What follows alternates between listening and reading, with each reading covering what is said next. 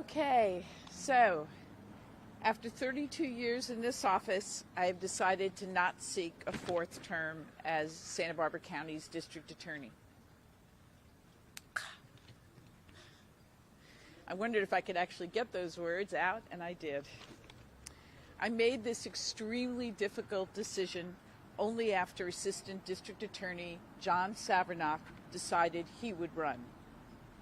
I have complete faith in John being able to not just lead our office, but to increase public safety and justice throughout Santa Barbara County. Why am I retiring? I'm at a time in my life when I want to spend significant time with Russ, my family, and friends, go on to more adventures to push myself athletically like I've never done before, and to spend more time teaching and volunteering. I plan to remain as your DA until January 3rd at noon.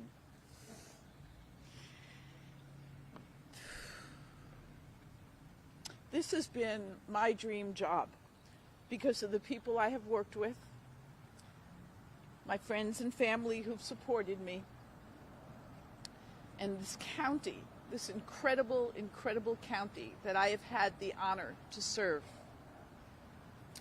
Before I introduce John, I want to say a special thank you to all of you, to our media, to NewsHawk, to Newsmakers with JR, to The Independent, to K-Light, to Santa Barbara News Press, and of course, KUIT and KCOY. You all worked so very hard to give our community accurate, timely, and all too often difficult news. Santa Barbara County is so lucky to have you. And now, I'd like you to hear from John Savernach, an extraordinary man who I hope you will join with me in making your next district attorney. John?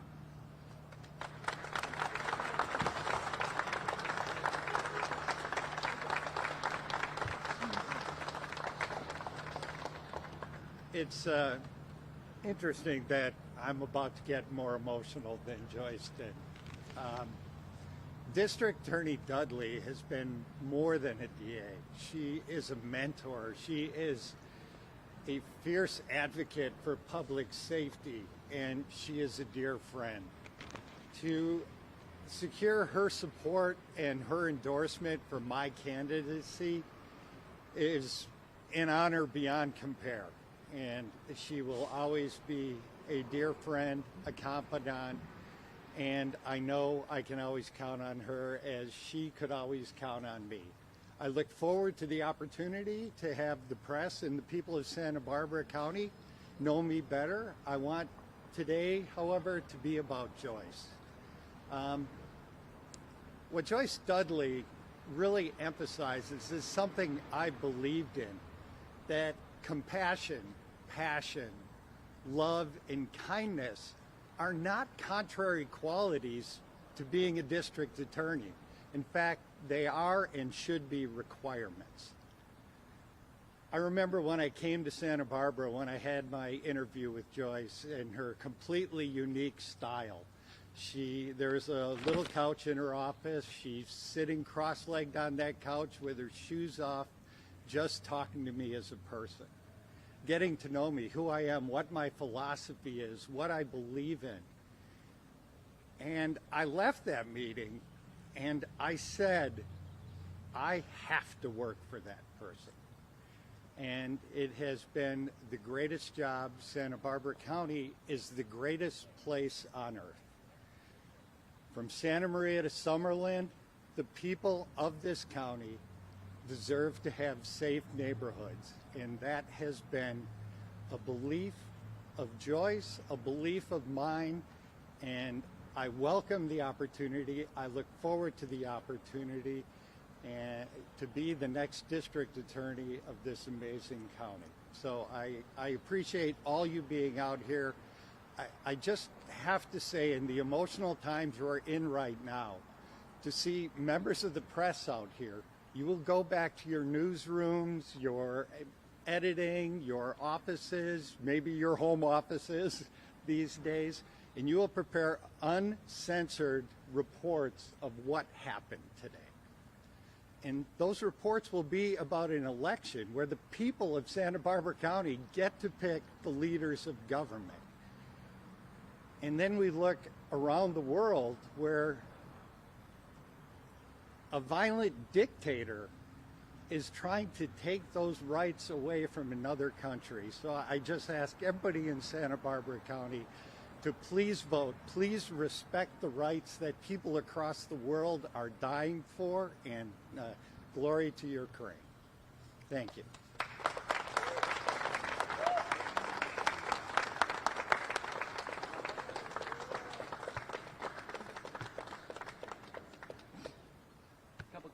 Sure. And maybe for both of you, Joyce, in this transitional time in recent years, there's been so much expression about law enforcement on the streets and in the courts, and transition to where we're going to go next, wherever that is. What is your style bent to try and temper that so it isn't as explosive in this county? And John, how are you measuring that as you plan today and plan the future, to see what the temperature gauge is on that across the country, and what happens here, either in real examples or copycat examples of protests and rallies and things like that? I have complete faith in the law enforcement agencies in Santa Barbara County. I have faith that they will do the right thing, and I have faith that when something happens and an officer makes a poor decision or an unlawful decision, that our law enforcement agencies will come forward and will also make it clear that someone like that just can't work in Santa Barbara County. Every time I got an officer-involved shooting case, I always looked at it carefully to decide if a crime had been committed, if the officer did the right thing. I never assumed that they did. I looked at it and I stayed gray until I made my final decision. I have filed charges against officers for theft, for child abuse, for domestic violence. I understand that police officers are people, but I also think there is a higher calling when you choose to become a public servant, when you choose to risk your life day in and day out for the people of Santa Barbara County. I believe those people have a special heart. We have amazingly well-trained and dedicated peace officers in this county. I would point to the Sheriff's Department, who is having amazing success with their crisis response teams. A team where a deputy is paired up with a mental health professional to intercede at an early stage with individuals who are in the middle of suffering from mental health and might be in the middle of a crisis. And those teams are able to respond and diffuse situations before they get violent or people get hurt. So I do have amazing and a lot of faith in the departments, the leaders of our local police departments, and our local police officers. But as always, as district attorney, you are sworn to uphold and enforce the law, and any situation will be evaluated under the law as it is. And as the law changes, there are constantly a barrage of new laws, changes, and initiatives in the state of California. And once those become state law, they become the law of the district attorney. That is our job. Any other questions, John? During the interview, did you make John go out for a run with you or anything? Actually, I'm very proud of the fact that since I've come in office, our district attorney's office has competed in the Baker to Vegas run. A lot of the runners are right back there. They're awesome. And I ran once with them at that race. It was amazing and fantastic. But he did not get on the elliptical with me this morning. He did not swim with me this morning. But John's in damn good shape. What are you going to miss the most? Them. I will miss the office. I've never worked with such motivated people in my life, people who daily want to do the right thing for the right reason. It is such a home. You know, we refer to ourselves as a DA family. Other people use that expression. We feel it. The other thing I'll really miss is being there for victims. I think in recent days during criminal reform, victims have been pushed aside, and I think it's so important. That's why I'm here. That's why they go to work every day. We want to stop crime. We want to prevent it. We want to intervene, but we also want to make sure that people are held accountable. And I'm going to miss that. I'm going to miss that passion and that black and white decision. I remember a supervisor once said to me, Joyce, just every day ask yourself, am I doing the right thing for Santa Barbara County? That's been an incredibly important question that I have continued to ask myself. Only 2 times in my life do I ever remember pushing my ego aside. The first time was when I gave birth to my first child, and I said, oh boy, now it's time to be there for someone more than you'll be there for yourself. The very next time was when I was sworn in as the DA 12 years ago. So I can proudly say every decision I made, I felt was the right thing, and I'll miss all that. Thank you for asking. And while I can't talk about what Joyce will miss, I want to follow up that one of the reasons, one of the many reasons that I am seeking this office is because of the amazing people that work at the DA's office. The attorneys are phenomenal. I have seen attorneys across the state, and ours are incredibly well-trained, compassionate, and just brilliant. And then the support staff, we function as a team. There are no egos in the building. Everybody works together. We have a Bureau of Investigations which cares so much about the safety of our community, but they also support the attorneys in every way in making sure they can get into court. And then our victim witness program, and that speaks to the dedication that Joyce has always had. And it has always been and will always be victims first. Our victim witness program is in fact world class, and they do so much. As I sometimes say it, they are unfortunately knee deep in human misery on a daily basis, and day after day after day they reach out and help. And that's what I want to support. I want to support the people doing that job and be there for them the way Joyce has always been for us. Anything else? Yes.